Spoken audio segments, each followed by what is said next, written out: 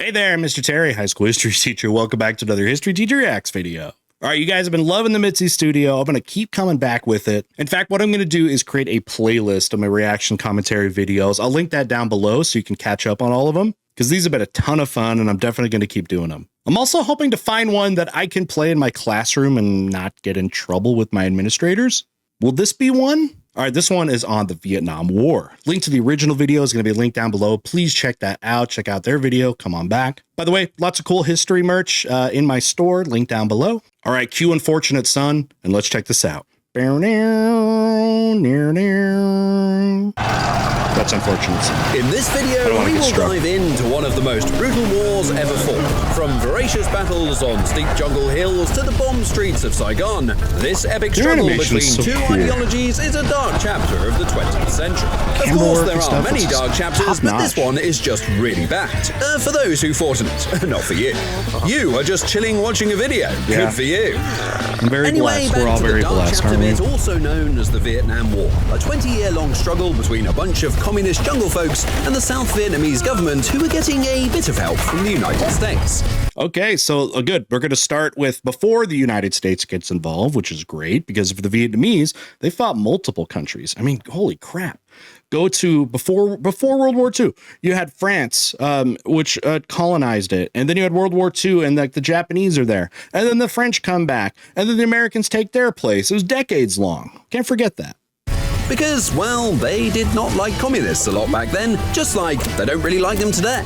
Now, before we get into the shenanigans of this whole thing, we would like to give a shout out to this video sponsor, War Thunder, the most comprehensive by the way, Domino Theory by the United States said that available for free if Vietnam falls to communism, then so will all Southeast Asia. Because of that, the Americans could not let command over 2,500 tanks, planes, and helicopters, and ships from 10 major nations, from biplanes of the 1920s to today's fighter jets. Experience the thrill of history's most iconic vehicles. Dive into adrenaline-pumping chaos where detailed vehicles, realistic graphics, and sound effects will have you ducking behind your chair. I actually like Join the over graphics 70 million players worldwide in epic Mitsi Studios. There needs to be a game with it's that. The ultimate playground someone needs to hire them to make a game with those anyone who loves blowing stuff like artistic expressions and that art Download style. War Thunder I think that'd be on fun. PC, PlayStation, or Xbox. Would you play a game like the Mitsi Studio style, like characters and stuff? Those who haven't played in 6 months will also receive a massive bonus pack that includes multiple premium vehicles. The exclusive vehicle decorator, Eagle of Valor, I do like that tank on the left, though. Silver Actually, Lions, and that 7 days cool of too. premium accounts. I like that.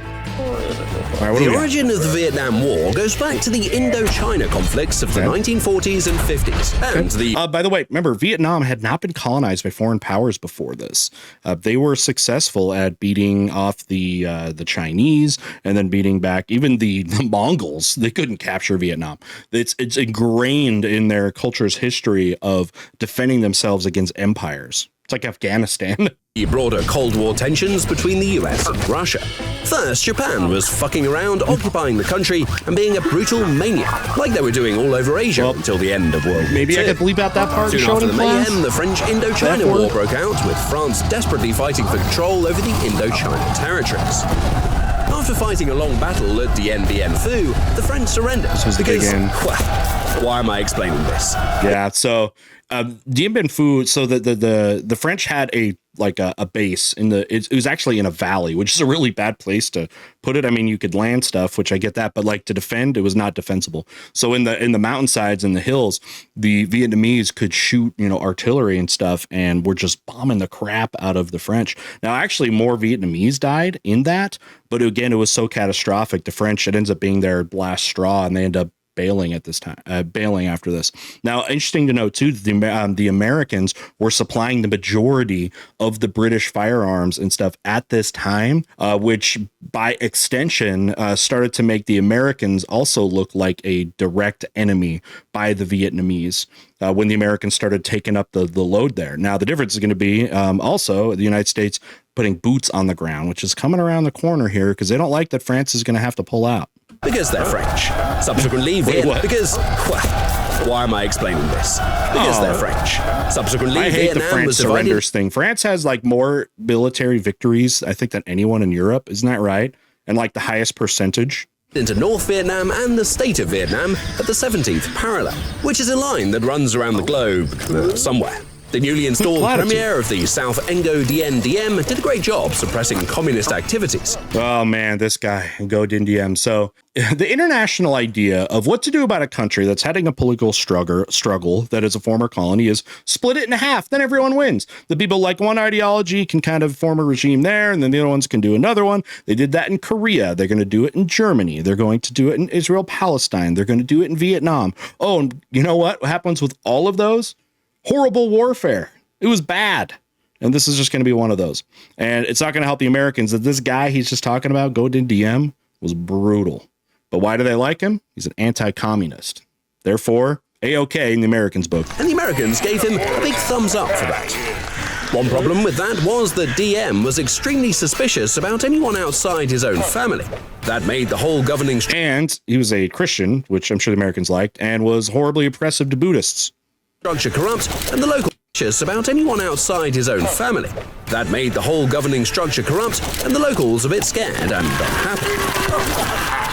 The local communists, now called the Viet Cong, had little trouble building a new fan base out of those scared and unhappy locals. See that? You want to win a side over?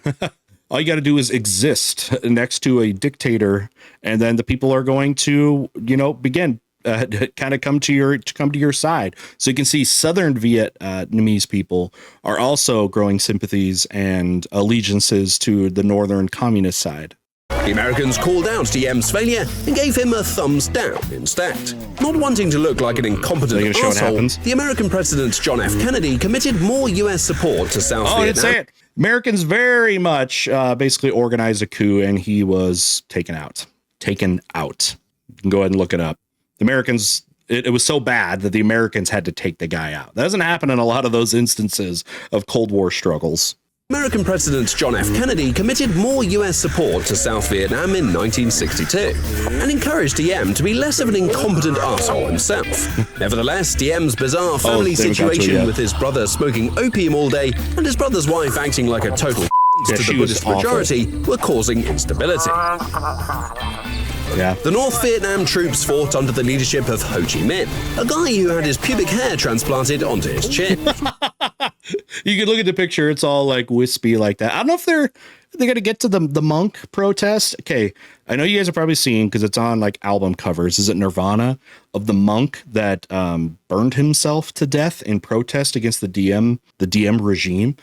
There's a crazy quote from Diem's wife that said something like, "Well, if they tell us next time, we'll come ready for the barbecue," or something like that. Like, we'll bring something to the barbecue. It was that like insensitive. Okay, this monk had burned himself alive publicly as a protest against Diem. And she's like, "Hey, why don't you invite us to the barbecue?" The North Vietnamese soldiers and the Viet Cong, led by Pubic Chin Minh, were now occupied in a guerrilla war against South Vietnam. Now Buddhist resistance groups were adding fuel to the fire, surprisingly literal. Eventually, an armed uprising overwhelmed. So that gained a lot of international, I guess, focus and spotlight on the conditions in South Vietnam and against the Ngo Dinh Diem regime.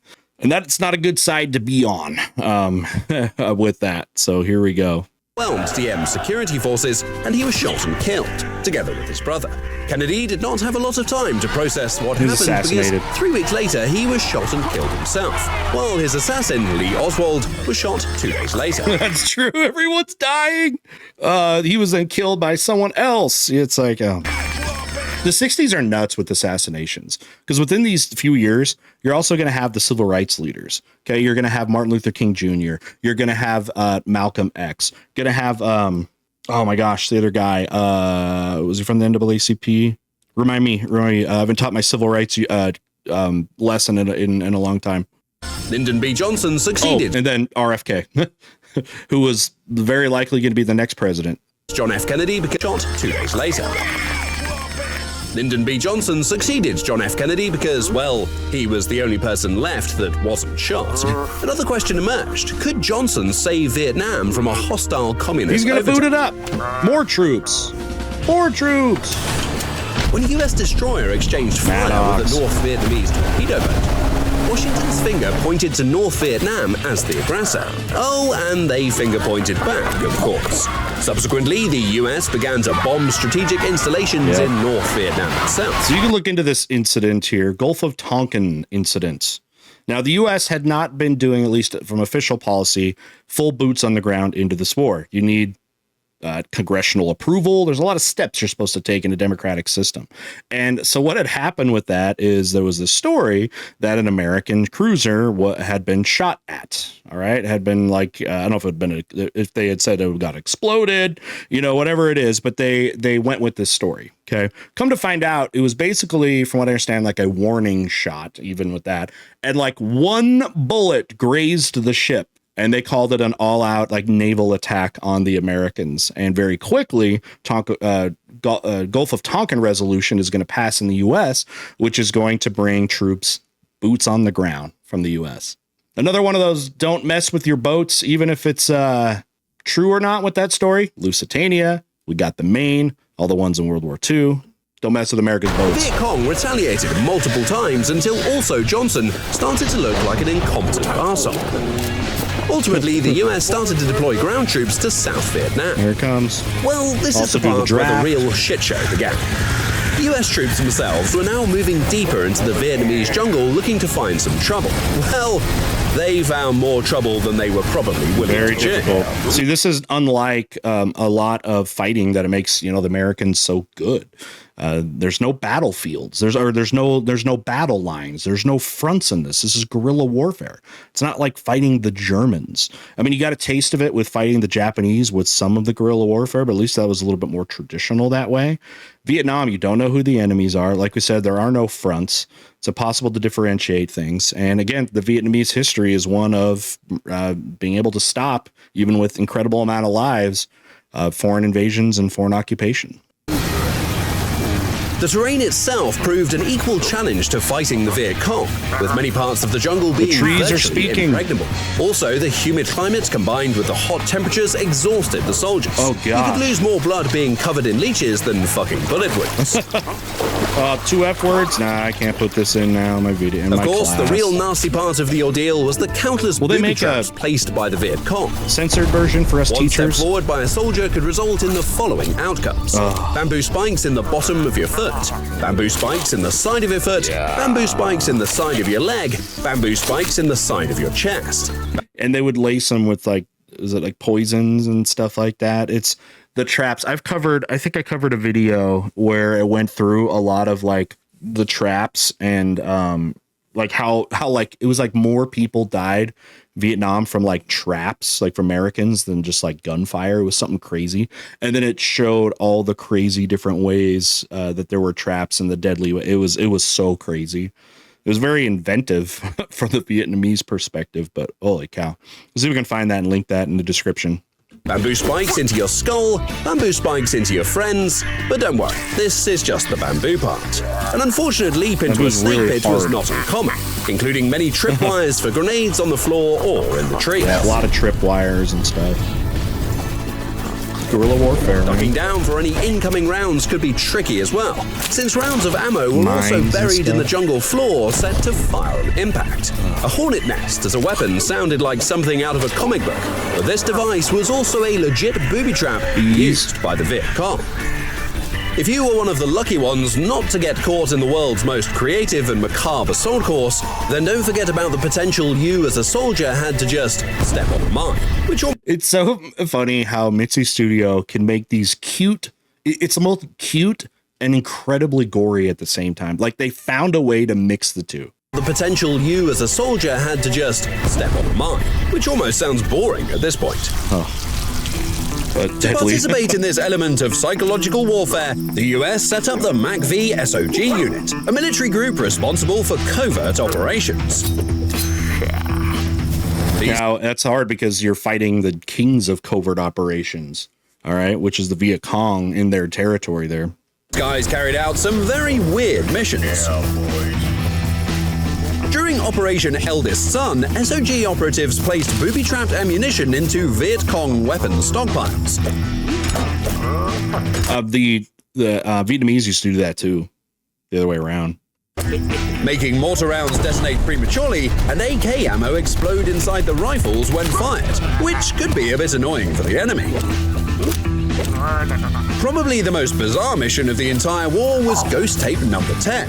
During the dark jungle nights, a US helicopter would circle Viet Cong positions. Mounted loudspeakers would blast the enemy with the sounds of a lamenting ghost from a dead Viet Cong soldier, warning his Viet Cong friends below of his pain and sorrow for dying in the jungle far away from his family. Oh, I hadn't heard that story. I heard like in wars of like playing loud noises and stuff, but trying to play the ghosts of dead Vietnamese soldiers. Did this work? Did they buy it? It's coming from a loud helicopter.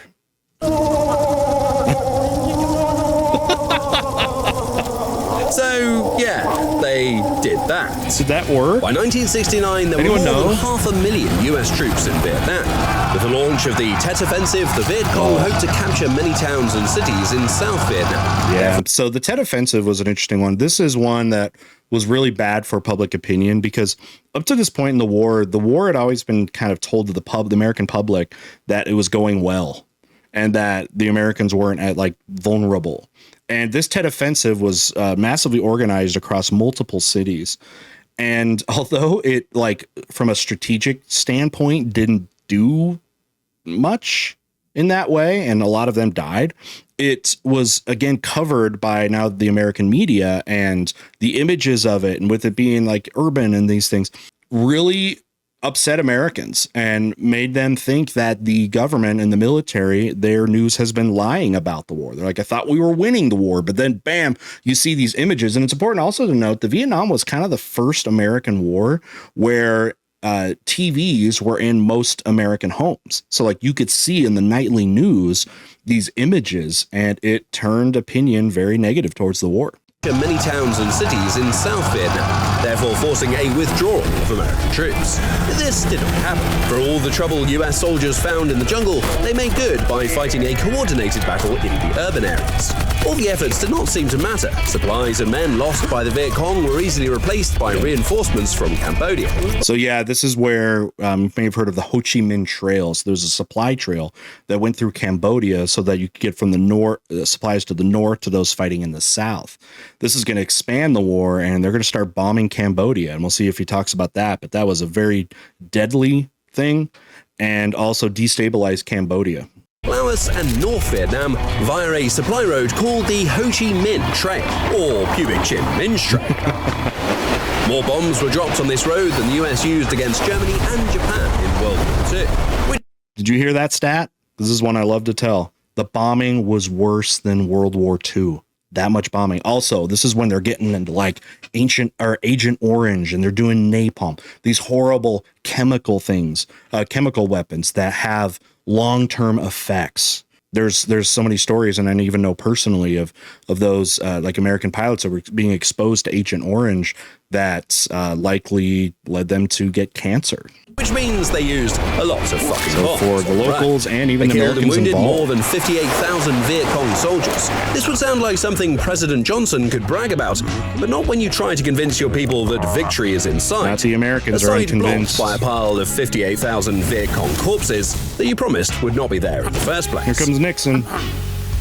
After the Tet Offensive, which was a huge military success for the American army, Johnson and his government did not look like a bunch of incompetent assholes anymore. But public opinion changed. They looked like a bunch of lying assholes instead, which is not a great improvement when you are fighting a war as a democracy, especially a democracy with something called a free press. So, when you claim the war is going well, the TV shows dead American soldiers instead.